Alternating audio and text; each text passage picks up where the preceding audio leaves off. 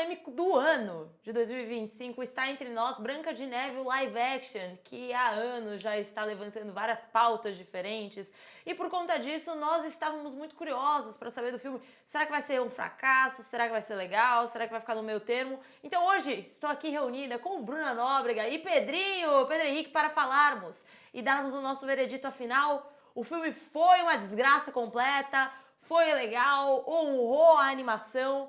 Aqui, a real é que eu falei que vai ser um veredito, mas vai ser porque nós três a gente tem opiniões diferentes, então sejam bem-vindos. Sim, É isso aí. a gente vai cada um dar a sua opinião aqui. Começando, na verdade, vamos contar como é a história do filme, né? Ah, é verdade. Bom, aqui a gente vai ter um remake, basicamente, em live action da animação de 1937, que foi a primeira animação em longa-metragem da história. E aí a gente vai acompanhar então a história da Branca de Neve, que é a princesa do reino que sempre vivia ali em paz com todo mundo, tinha uma vida boa, até que a mãe e o pai dela morrem e ela fica lá com a madrasta, que é a Rainha Má, que acaba com o reino. E a Rainha Má não quer ser a mais bela de todas e quer tentar matar a Branca de Neve, expulsa ela e a Branca de Neve, enfim, tem que tentar sobreviver aí em meio a anões e também recuperar o reino de volta. E é basicamente isso que a gente vai ver no live action, mas com algumas diferenças da animação de 1937. É isso aí. E aí, Pois Pedrinho é. tá com uma cara que eu quero saber. Pedrinho, vamos lá. Assim, o que achou? De nós três, provavelmente eu sou a pessoa que menos gostou desse filme, mas também não achei horrível, não achei que tem que jogar fora. Mas assim, a gente tem questões ali de caracterização, de CGI, de atuação, assim, que eu acho que pesou um pouquinho e não me deixou muito contente com esse filme, não. Eu particularmente, eu não sou, e aí eu vou ser muito odiada, mas essa é a verdade, eu nunca me conectei muito com Branca de Neve, a animação. Então, das princesas, eu tinha uma conexão muito forte com a Bela, de Bela e a Fera, e alguns outros filmes que eu gostava, mas Branca de Neve realmente, de todos os filmes de princesa, era a princesa que eu menos tinha um grande interesse. E quando eu fiquei mais velha, eu reassisti, eu acho muito bonito por conta do expressionismo. O filme traz vertentes e formas novas de gravação que hoje pra gente é batido. Por exemplo, a cena da Branca de Neve olhando pro poço. Cara, isso foi uma coisa revolucionária, porque à época isso não existia, gente. Então, querendo ou não, Branca de Neve revolucionou a história das animações. Então, quando você vê com uma pessoa mais velha e admiradora do cinema, é um filme que fez mudanças drásticas para o cenário. Então, eu admiro muito o filme por conta disso. Em termos narrativos, nunca me pegou. Por que eu gostei desse filme de Branca de Neve? Porque eu acho que ele aprofunda um pouco mais na narrativa e na história da princesa. É um filme na animação muito curto. Esse filme beira o quê? Acho que quase 2 horas. 2 horas. Então eles dão uma explorada em novas temáticas. Algumas temáticas que aí a gente já justifica, por exemplo, teve uma fala muito polêmica da Rachel Zegler, que foi sobre o fato de que a animação de 1937 não se adequava aos tempos de hoje e que a Branca de Neve ela não precisa ser salva por um príncipe encantado que stalkeava ela. E aí todo mundo caiu em cima dela pela questão de, pô, é só um príncipe, é um cara tentando te ajudar. E essa pessoa, ela existe.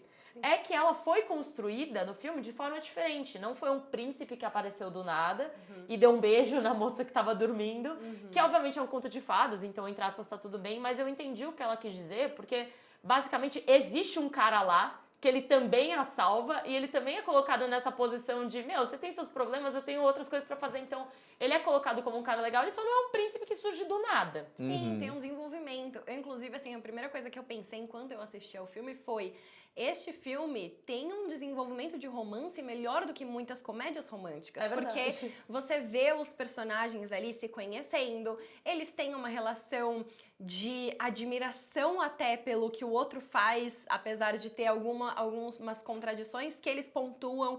Então eles têm coisas que conectam eles e que forma ali a relação deles pra quando o príncipe chega lá e ter que salvar a Branca de Neve, as coisas serem mais naturais. Sim, Você total. já tá esperando que eles podem se beijar porque eles já tiveram um desenvolvimento antes, né? Não tem aquele negócio de surgir do nada. Então eu gosto desse desenvolvimento, mas eu gosto principalmente, o que a gente vai falar, é que também a Rachel Zegler teve algumas falas sobre esse ser um filme mais empoderado, que a Branca de Neve não precisava ser salva. Então, apesar de ter esse romance, de ser bem desenvolvido, a história continua sendo sobre ela. Sim. Porque o filme não acaba quando ela salva, né? Isso que é interessante aqui quando a gente vê. Ela continua a saga dela e até no final Ela tá do lado dele, mas ela é a protagonista. Sim, sim, e vale até pontuar essa questão de o príncipe encantado, que nesse caso nem é um príncipe, Nem é um né? príncipe. Sim, concordo, eles tiveram esse cuidado logo no começo da aparição dele para criar essa relação ali nos detalhes, nos olhares, isso ficou bem legal. Mas o meu ponto é que durante todo o filme, mesmo ele tendo salvado ela, outros personagens ajudado ela, ela ainda é a heroína do filme. Ninguém Sim. teve uma postura heróica tão grande quanto a dela. Então, a gente vê algumas pessoas se preocupando, fazendo alguma coisa, mas nada é muito mirabolante. São só pessoas que se preocupam. E ela realmente é a grande heroína no final da história. Eu concordo e eu ainda acrescento que, basicamente, tudo isso que a gente tá falando do empoderamento e do protagonismo dela, eu não acho uma coisa forçada. Um monte de gente tava virando e falando que esse filme seria lacração, seria woke, por conta da escolha da atriz e por conta das falas da Rachel Zegler. E eu quero dizer que, obviamente, existem produções que colocam pessoas em posições que parece que é uma coisa muito forçada. É a famoso Gary Stu e Mary Sue. É o cara que ele é forte por ser, a mulher que é forte por ser. E não tem nenhum desenvolvimento em cima disso. Ela só é porque é. E eu discordo desse ponto em Branca de Neve. Eu acho que ela genuinamente é colocada como uma pessoa que é a protagonista ali. Ela não é mais forte do que ninguém, ela não se coloca como essa pessoa. Ela simplesmente quer achar o pai dela. Tem essa trama um pouco diferente também, porque no começo ela pensa que o pai dela não está morto, então tem toda essa trama envolvendo ela ter um arco em busca do pai. E genuinamente as coisas vão acontecendo porque ela é gentil. Ela foi criada sob uma premissa de ser gentil, de ser justa, de ser bondosa. E aí, enquanto ela vai tendo esse caminho de descobrimento, ela vai conhecendo pessoas, se afeiçoando aos anões, tendo os momentos dela de protagonismo, mas sem ser uma coisa forçada do tipo, nossa, ela tira uma faca e vai atrás da madrasta e, meu Deus, como ela é uma super heroína. Não, ela só é uma pessoa normal e gentil e que as coisas naturalmente vão acontecendo pra ela. Os animais estarem ao lado dela, as pessoas gostarem dela, ela ser colocada nessa posição mais, como é que eu posso dizer, empática para com as pessoas e para com o povo. Então, em nenhum momento eu vi esse filme e eu pensei, cara, tá forçando uma barra aí. Não, eu achei tudo genuinamente posicionado. E aí tem a questão também, falando em ser genuíno ou não, dos anões. Que também foi outra polêmica, eu queria entender a opinião de vocês antes de dar a minha sobre os anões de CGI, que era uma grande discussão. E aí, o que vocês acharam? Acharam que foi forçado? Assim que apareceu, acho que eu e a Bru, a gente trocou um olhar, porque Aham. tá muito caricato. Tá. Sei lá, parecia um monte de... Sabe aqueles anõezinhos de jardim? Só Aham. que, sei lá, parece que eles fizeram de borracha e eles estavam se mexendo. Ficou uma coisa muito incômoda, que a textura deles, inicialmente, não combina com o restante do cenário. Não combina com ela, que é uma pessoa de verdade. Não combina com a paisagem, que é CGI. E não combina nem, sei lá, com a grama sintética. É algo que fica muito pra fora ali, algo que fica muito incômodo. Só que por outro lado, eu acho que fora da questão estética, eles são bons personagens. E com alguns minutos eu acho que isso ficou um pouco de lado exatamente por eles serem um grupo agradável de assistir. Eu tive exatamente a mesma impressão. Quando eles apareceram pela primeira vez, eu fiquei, meu Deus, eu vou odiar. Nossa, eu odiei. Assim, porque eu realmente achei que desconectava, que tava feio. Eu fiquei pensando, tipo, cara, eles colocaram isso só pra conseguir dar as feições dos anões que a gente vê na animação, porque cada feição é específica com a personalidade e o nome deles, né? A gente tem o feliz, que tem que ser feliz, o mestre, que tem que estar com essa cara mais de sabedoria ali, com óculos, o Dunga, que tem que ter essa cara um pouco mais jovem ali. Então eu falei, cara, eles criaram isso só pra ter essa personalidade e a gente não vai ver. Só que quando os anões começam a se envolver na história, e, por exemplo, o desenvolvimento do Dunga, nossa, é lindo, é lindo. É uma das causas do choro da Gil no filme, assim, porque você vê os personagens realmente se envolvendo com a história, com a Branca de Neve, com a conexão. No final, a gente tem, né, todo mundo conhece a Branca de Neve, a gente pode falar, né, quando ela morde a maçã, a gente vê o Zangado triste, nossa, sim. partiu meu coração. Sim. Então chegou num ponto em que eu esqueci um pouco dessa aparência que não foi muito boa e me conectei com eles. Exatamente. O desenvolvimento é bom, né? O roteiro deles é bom. Mas a Gil tem outro ponto interessante, que foi uma coisa que você pescou lá do filme, né, Gil? Sim. Pra quem não sabe, essa grande treta dos anões foi uma parada que aconteceu bem no começo, quando o filme foi anunciado. O Peter Dinklage, que é um ator super famoso, pra quem não sabe, ele é o Tyrion de Game of Thrones. Ele fez um comentário dizendo que ele era muito contra a produção e a como os anões eram retratados em Branca de Neve, porque eles eram colocados de forma cômica e anões não tinham que aceitar papéis para serem retratados dessa forma. Então ele pontuou um certo tipo de preconceito para com essas animações, a forma que elas tratam pessoas de baixa estatura, pessoas com nanismo. E o que acontece diante disso? Acabou dando um revertério aí, porque isso fez com que 7 pessoas de baixa estatura, 7 pessoas com nanismo, perdessem os papéis. Então, só porque o Peter Dinklage é uma pessoa com nanismo que está bem estabelecida no mercado e gosta de assumir papéis que não necessariamente sejam atribuídos a anões, por exemplo, os 7 anões, ou o anão de Nárnia. Isso não quer dizer necessariamente que outras pessoas com nanismo e baixa estatura não gostariam de aproveitar essas oportunidades também.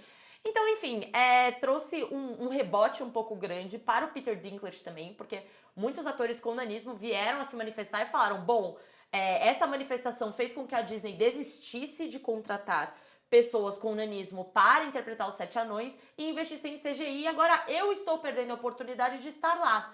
O curioso quando esse filme começa, ele abre com... outra observação desse filme, eu acho que ele tem uma pegada um pouco mais musical do que as outras. Musical, teatral. Então, se você não gosta de musical, não gosta de teatro, de umas coisas...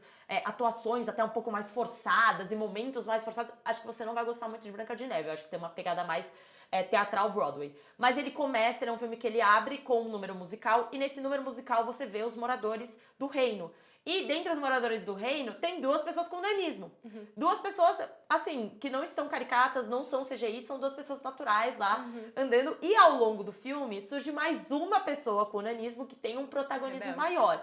Então, eu identifiquei 3 atores de baixa estatura participando do elenco. Então, acho que eles tiveram essa ideia de colocar...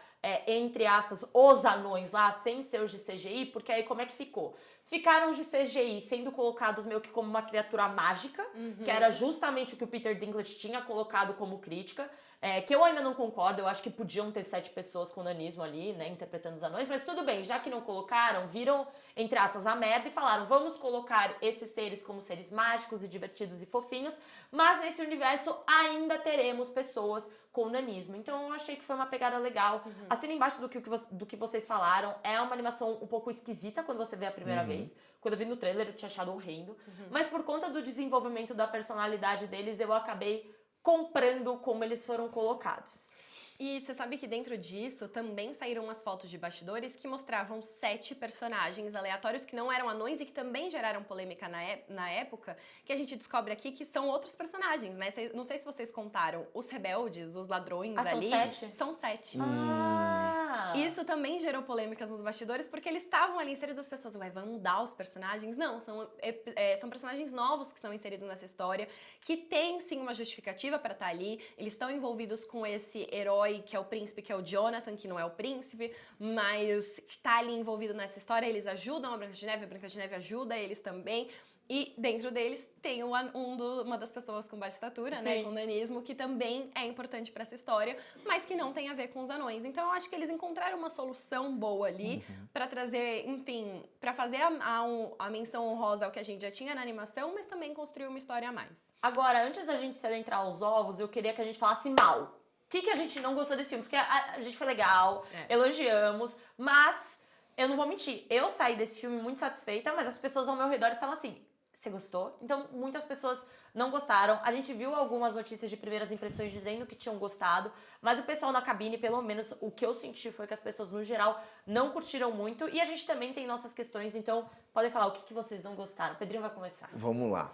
Cara, pior Ele é que... se preparou, assim. eu não tenho muita coisa pra falar mal desse filme, apesar dele não ser nenhum grande filme. Ele é um filme ok. É um filme que, sei lá, se você levar seu filho, seu sobrinho, seu afilhado, qualquer criança vai gostar muito, especialmente pelas músicas, que são bem executadas, pra mim, com exceção da música da Gal Gadot. Eu não quero criar nenhum tipo de perseguição, eu sei que já tem esse histórico da galera sempre criticar as atuações dela, que eu também não considero nenhum filme dela que eu já tenha visto como uma grande coisa. Eu acho que ela é em questão de interpretação, ela é mediana. Nesse filme, ela ousa um pouco mais, então ela sai um pouco da zona de conforto dela, só que ainda assim tem algumas coisinhas ali que ficam, como a Gil até adiantou, muito caricatas, muito forçadas. Aquela cena musical dela, pra mim, de todas, foi a mais fraca. E a atuação dela, no geral, assim, não impressiona muito. Ela consegue mostrar que a personagem dela é má, só que eu não sinto essa maldade. Não é, sei lá, um Thanos da vida que você olha ele fazendo aquelas caras e bocas, por mais que seja CGI, você sente que ele é o mal, ele é o vilão. Com a Rainha Má dela, eu senti que ela só era, sei lá, muito gananciosa e invejosa. Tipo, eu não senti maldade vindo dela, apesar dela ter tido várias atitudes de uma vilã. Mas a atuação não imprimiu isso pra mim. Acho que talvez seja porque nesse filme eu sinto que ela é menos cínica. Ela coloca mais as expressões dela pra jogo. Então, em muitos momentos, a gente vê ela tendo acessos de raiva. E quando eu penso tanto na Rainha Má como na Malévola, que pra mim são duas das vilãs mais imponentes de princesa, eu sinto elas mais com uma feição muito séria. E dentro da seriedade delas, elas geram um medo meio bizarro. É como em Malévola, quando a Angelina Jolie ela fica compenetrada olhando pra você. Você vira e fala, tá, eu não tô me sentindo muito confortável. Elas te deixam desconfortáveis. A Gal Gadot, nesse caso, ela adota uma abordagem talvez um pouquinho mais escancarada, um pouco mais caricata. Isso talvez tire um pouquinho do medo que eu poderia sentir dela. Eu não sei se foi exatamente uma escolha direta dela ou talvez deixar esse filme um pouco mais tranquilo pra crianças, porque o que eu sei da animação original é que a animação original eu também não me identificava muito porque eu tinha medo como criança, sabe? Toda criança que assiste morre de medo daquela animação. E pelo menos, enfim, foi comigo e com a Gia também um pouco. E agora eu senti que eles tentaram suavizar pra não traumatizar crianças. Mas eu acho que também tem um pouco a ver com a Gal, porque a gente sabe que ela é um pouco mais limitada nesse sentido. Não me incomodou tanto. Eu também não gostei da música. Eu achei que a própria letra e a composição da música que ela canta, que é original, né, foi criada pro filme, não é muito boa. Ela é uma música que ela, tipo assim, fala literalmente cada coisa que ela vai fazer. É muito bem regradinha ali. Não tem uma coisa mais lírica. Parece quase uma coisa feita ali pela entrevista. Ela faz uma música de vilã, sabe? Então, não me pegou muito por conta dessa música, mas... Ok, a vilã passou. Pra mim, eu tenho uma coisa que me incomodou também. O som, em alguns momentos, eu achei fraco. Tipo, não só trilha sonora, foi o som. Tipo assim, quando a Branca de Neve vai pra floresta e começa a fugir, a floresta até começa a se mexer, tem aquela coisa de assombração que traz muito do expressionismo na animação. O som, pra mim, não acompanhou o impacto da cena. Concordo. Tava, tipo... bem qualquer coisa. Isso aconteceu nesse momento, até no momento da grande apresentação, tem um grande número musical no começo, que pra mim tinha que estar muito mais vibrante, muito maior, assim, e sentir contido. Então o som pra mim não acompanhou em alguns momentos e é um filme musical, então eu acho que é muito importante. Então isso eu senti falta. Agora, a Bruna não comentou, eu vou comentar da caracterização. A gente não somos os maiores fãs da caracterização. Mas aquele é o cabelo da Branca de Neve. Gente, eu sei que é o cabelo da Branca de Neve. A gente sabe como é a animação. Mas dava pra ter adaptado um penteado aí pra Rachel Zegler pra favorecer aí a personagem no geral. E mesmo a Rachel Zegler, que pra mim ela é muito bonita. Eu sou uma grandíssima fã de A Cantiga dos Pássaros e das Serpentes. Fui de cosplay dela, inclusive da Lucy Gray, na CCXP. Então eu adoro ela, acho ela linda, acho que ela tem uma voz excelente. Mas não acho que favoreceu aquele cabelinho do Lord Farquaad de Shrek, entendeu? Não. Olha aqui, se a gente presta atenção parecido. aqui no penteado, é parecido. Só que se o dela tivesse assim... Porque ele não tava exatamente assim, né? Tava tipo num Chanelzinho Cara, mais... eu não sei exatamente o que aconteceu. O que eu vi já muitas pessoas comentando na internet foi que a Disney, tipo, sentiu a quantidade de hate que ela recebeu quando foi escalada como Branca de Neve, porque, nossa, principalmente nos Estados Unidos, se ela tem uma feição latina, ela não é branca, não, que é bizarro, ela é uma mulher branca. Mas aí as pessoas, não, porque ela não é branca, não sei o que lá, e aí, então vamos fazer a caracterização mais fiel possível com a Branca de Neve. E aí cortaram o cabelo dela, gente, não é nem peruca, cortaram o cabelo dela. O figurino da Branca de Neve mesmo, o principal, tá assim, igualzinho, né? Só que dava pra ter deixado melhor. Tipo, a Rachel Zegler, como a gente falou, ela é bonita. Cara, você convence ela convence no papel pela voz, a voz dela é maravilhosa, o olhar da delicadeza e da bondade da Branca de Neve, ela traz completamente.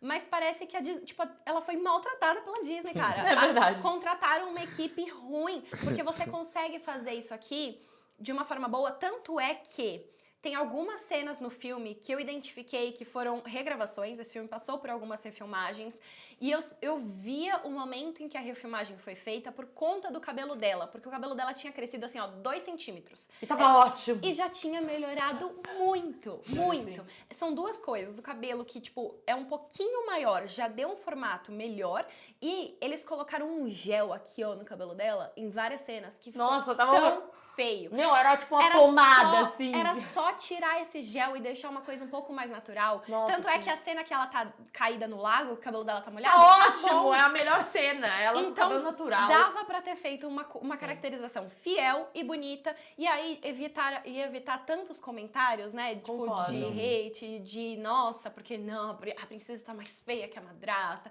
E assim, nada a ver, tá? Porque a beleza interior é que conta. Mas dava pra ter feito melhor. A Gal Gadot é muito bonita, né? Não tem como. É. Não dá pra levar o espelho como sendo beleza, porque a Gal Gadot é muito bonita e... enfim. Ele tá falando ali realmente dessa... Beleza porque interior. O interior conta, Interior. exato. Sim. E eles deixam isso claro no filme, que não é só... O exterior conta também, obviamente, a rainha, o poder dela até vem desse convencimento das pessoas, mas tá falando sim dessa gentileza, dessa bondade. Tanto é que é muito emblemático pra mim o momento em que o espelho muda de opinião e começa a falar que a Branca de Neve é mais bela do que ela, é o momento em que a Branca de Neve finalmente deixa de viver nas sombras e faz uma gentileza pela primeira vez, porque a aparência dela não muda. O que muda é ela realmente começar, não, então eu vou ajudar as pessoas, eu vou abraçar um pouco desse lado de mim que tem empatia, que é mais corajoso, que vai desafiar a madrasta. É isso que é o ponto de virada. Não, Fica é muito exatamente isso. Isso tá certíssimo. Acho que a gente até pode falar disso no Primeiras Impressões, porque se junta também a polêmica de toda a questão do filme. Mas justamente, como é que a Branca de Neve ela sempre teve a mesma aparência e do dia pra noite ela ficou mais bonita? É justamente a partir do momento que ela teve um gesto gentil. Mas agora vamos para os ovos. Quero saber quais são os ovos. Ficou esquisita essa palavra. Desculpa. São do omelete os ovos. Qual é o veredito de vocês? Mas é isso. Quantos ovos a gente vai dar? Eu vou dar aqui. Eu já tenho claro na minha cabeça, eu vou dar 3 ovos. Eu saí do cinema já com clareza que eu ia dar essa quantidade. Porque é isso, eu gostei da história. O que eles colocaram de novo me pegou muito. É uma narrativa que prende, os personagens são cativantes em sua maioria, todos têm um objetivo de estar ali, a Branca de Neve continua a protagonista da história, mas ele tem esses pequenos detalhes que não me pegaram, envolvendo som, a madrasta e um pouquinho do CG e dos anões que deram aquela retraída no começo. Mas é um filme legal, e é um filme que eu acho que se você vê com crianças, especialmente, as crianças vão amar. É isso, eu concordo, Bru. Antes de mais nada, é um filme comercial. Então, eu acredito que o objetivo central dele, que seja fazer as crianças gostarem mais da personagem, enfim, comprarem coisas, voltarem aos cinemas, até alugarem o filme, né? Os pais, no caso, alugarem o filme para as crianças quando ele ficar disponível para aluguel digital. Eu acho que ele cumpriu. É um filme com muita música que vai ficar na cabeça das crianças, assim como ficou nas nossas cabeças, né, quando a gente assistiu há muitos anos atrás.